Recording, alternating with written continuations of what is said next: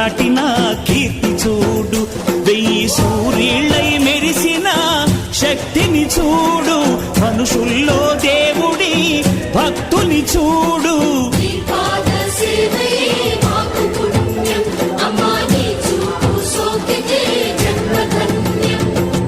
అమ్మా భవాని లోకాల నేలే ఓంకార రూపమమ్మా, తల్లిని మహిమల్ని చూపవమ్మా.